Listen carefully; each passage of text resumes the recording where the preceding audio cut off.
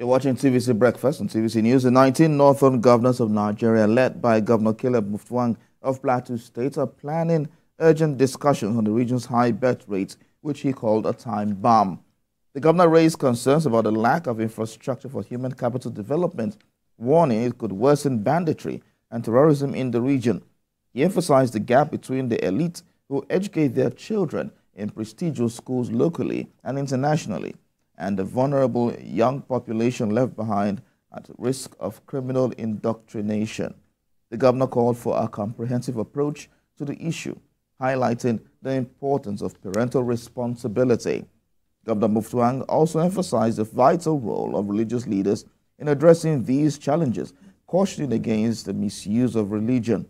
Joining us from our Abuja studio is the former Deputy Secretary General, Airline Operators of Nigeria, Mohammed Tukur. Thank you very much for joining us at this point. Thank you. Okay, so I'm sure you might have heard what the governor said earlier about the high birth rate as the governor of Plateau State, mentioning this on the heels of the protest. Now, in your own view, is this the reality in northern Nigeria? Well, I believe that he might come up with the issue of population and the birth, but the truth of the matter is that what they need to address is a human management. And the human management in the sense that most of the state government in northern Nigeria, they have the capability, but because they have neglected the society, they are not doing what they're supposed to do. That's why they are seeing all this kind of growing of population who are most of the Almajiris. And the second issue is most of these children you see on the street, some of them are not even Nigerians. I remember very well going to Katsina, stop at Zaria. I saw more than 50 children. The moment I stopped at the fuel station, I noticed that most of them, they are from Niger. No one is a Nigerian among those children. So how do we contain all this? I hope you understand. They are not all Nigerians, believe me. So that's exactly what is happening. So the issue of human management, what this every state provide for the people in that particular state, school and the other thing that which they're supposed to utilize, and send them to school, train them. Before, some years back, you normally have like a government intermediate and technology and so on and so. So where are those schools now? Where are those schools? 1978, 79, you find that those schools are working and they have to bring people, children, and the other youth who are going to learn how to do some certain thing, and there is an allowance given by the state government at that time. I remember 60 naira per a child. 60 naira at that time is a very, it's a very big money. Yeah. So I'd like to take you on the issue you mentioned earlier about the children not being Nigerians. Why do they now find the northern Nigeria a safe haven to thrive? If they are not Nigerians, why are they here?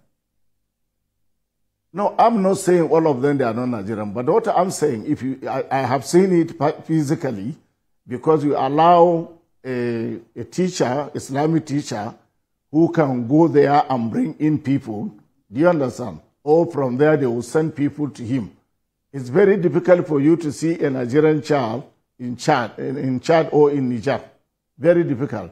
But you can easily see a Chadian child or Niger child being in Nigeria. Do you understand? It has to do with those sheikhs. So I think our ulama have to sit down to look at how they are going to tackle this particular issue. And the immigration too. They have a lot to do in this kind of situation. That's why during election, you see some immigration. But I normally see that in Lagos, not in the north. For example, going about and checking those, knowing who are I mean, who are you from where you come from? It's happened when I'm in Lagos, in Ikeja. When we go for election, we need to have the security to identify those who are Nigerian, those who are not Nigerians. So we need to change the system. We need to look at how we are going to do things. Do you understand properly? If we want to help ourselves, that's the truth. All right.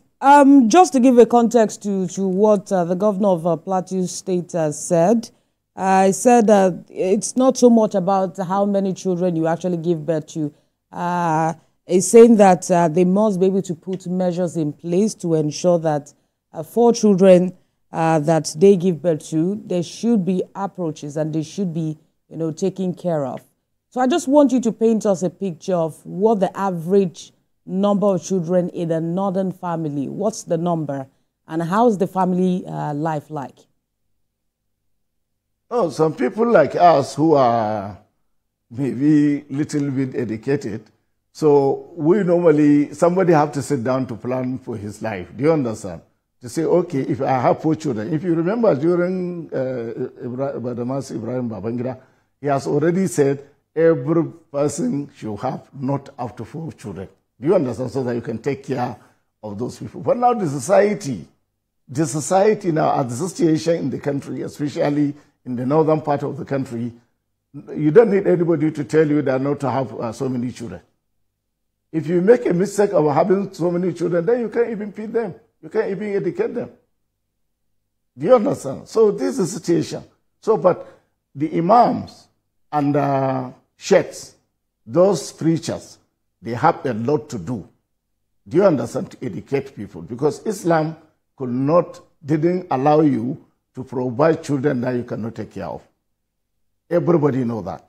The issue of al-majri, the issue of sending your child, a young boy, send him to school without taking care of him is un-Islamic. Everybody know that. The era of al-majri is past. Do you understand? We are into a kind of society, and then you go out, you see a child which is not up to your child. Your child is in school, and that boy is going about hungry, looking for food to eat in the fuel station. And some of them, they are the one feeding their malams and his family. So the Nigerian government, especially the state government, have to take care of this situation. My sister, look at what is going on in Lagos today. Look at the situation in Lagos, whereby a governor have to provide a Sunday market or whatever market they call, where you can go and buy a food 50% discount. A lot of things are putting in place. I have been in Lagos.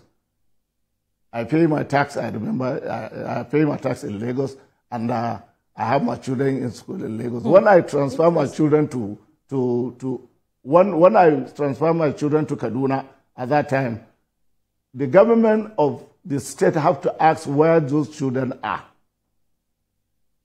Do you understand? But after today, I pay my tax in Lagos. All right, Mr. Tuko. So, I also want to. That is. Can you hear me? I also want to, pick it up from what you said about the role of religious leaders. It's no news that to an extent there is reverence for religious leaders in that area. So perhaps are you speaking to the need to, engage the traditional leaders and the religious leaders and also the governors in ensuring that, the population is managed, or for these religious leaders to stop bringing in these children from across the borders? That's what I'm saying. I mean, I'm trying to, seize this opportunity to to explain to our governor to stand and do the right thing. If you look at what is going on in Katsina, especially in my own community, whereby we, as a traditional ruler, we have come together and doing a lot. Do you understand? From feeding program is not enough, creating where we train mother of those children and so on and so on, and our people who are like they have finished school, they cannot get any work, because some people believe that when I finish school, I must get a job in government, which is not, that's not how it's supposed to be.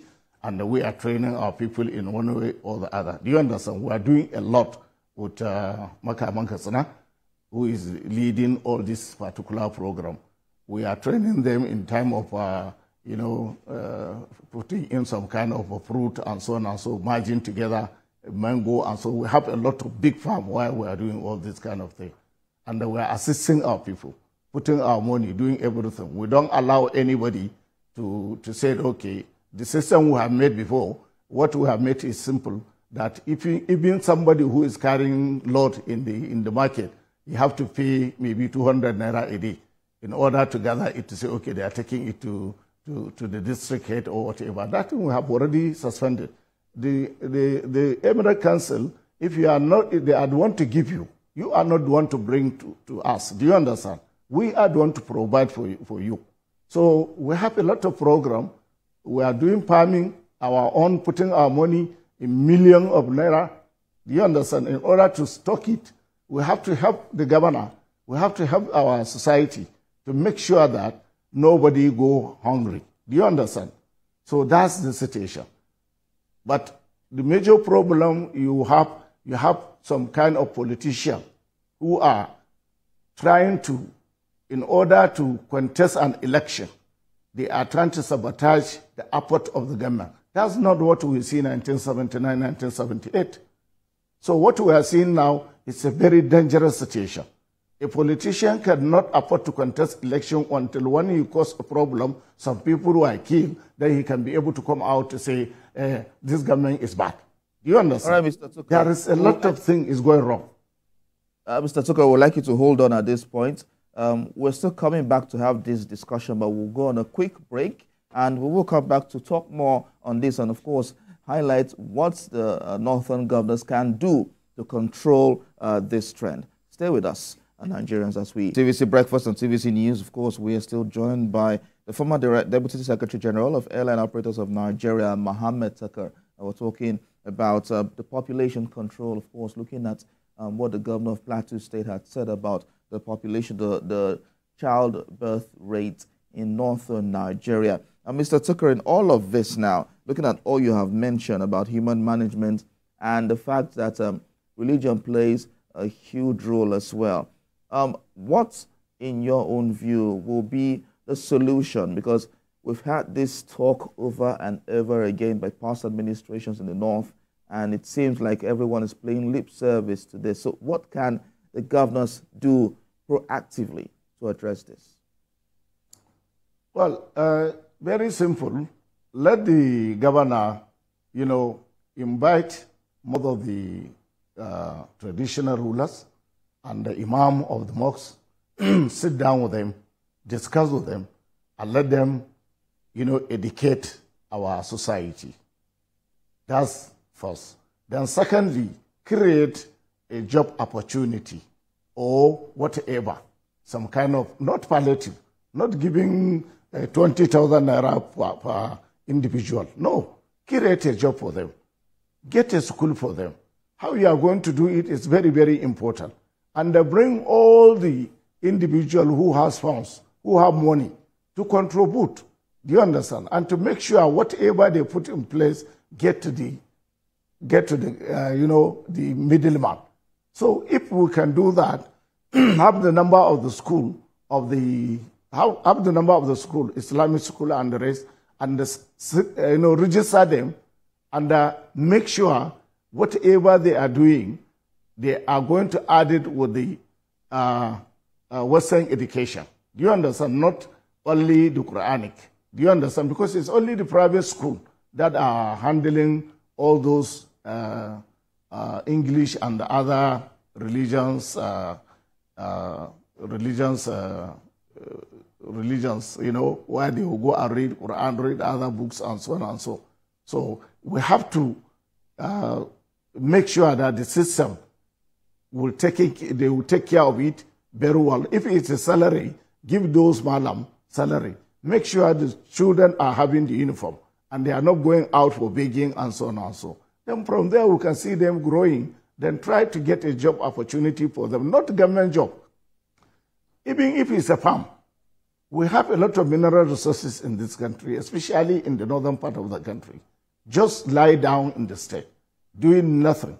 And what we are doing, we are just taking care of the taxes, collecting tax, then waiting for the federal government to send what they call grant.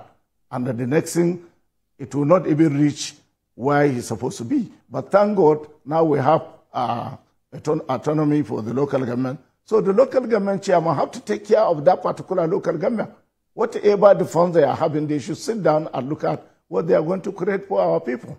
Then the imam and the other people should take care of our society, especially the people who are following them. Because when you come to a particular place, you see a lot of mosques.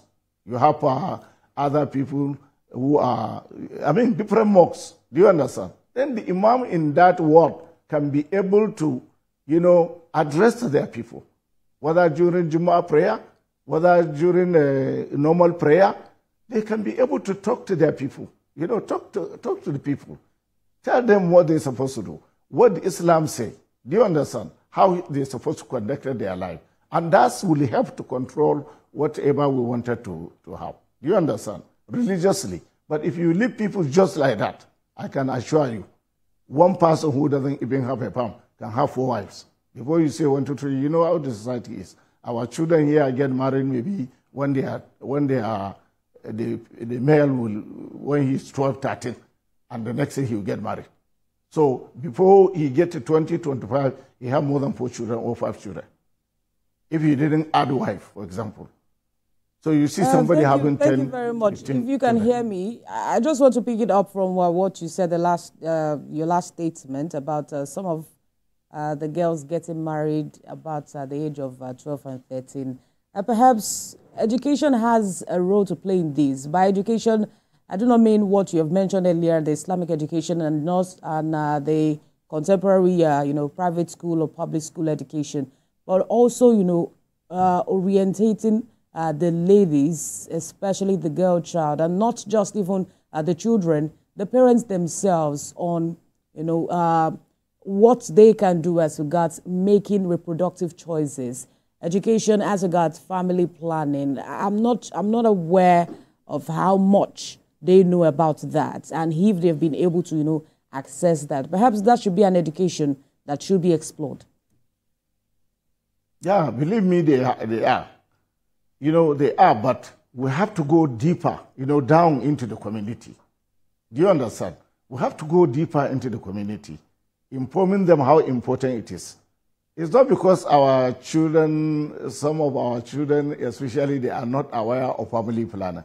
Do you understand? They are. Long before. I hope you understand. So the truth of the matter, this is what I'm saying. If your child is going to get married, you need to educate him. But believe me, when there is a time for prayer, when they call prayer, you see so many people around in the mosque coming to pray. So all what you need to do, young children, young guys, young men, they are coming to pray. So the imam there, the community, especially the governor and the chief imams on those areas can be able to talk to their people by looking at what exactly Islam religion say. Do you understand? So if we warranted for them to explain to them so that they will understand, those who are not understand, who doesn't know, they should know. We have to have awareness for the importance of the family planning. Do you understand? We know we are so many. God Almighty know. You can't even predict how many people we have in this country. Some will say 200 and something. I believe maybe we are up to 400 million. Do you understand? Look at the number of the people who come out. All right. Thank you so much, former Deputy General Secretary of Airline Operators of Nigeria, Mohammed Tukur. Thank you for your insights on this discussion. Thank you so much. Thank you. Well, still to come on the program. Well, join us as we explore the federal government's bill plan to revive the cotton and textile sector in collaboration with the International Cotton Advisory Committee. I bet you won't want to miss this insightful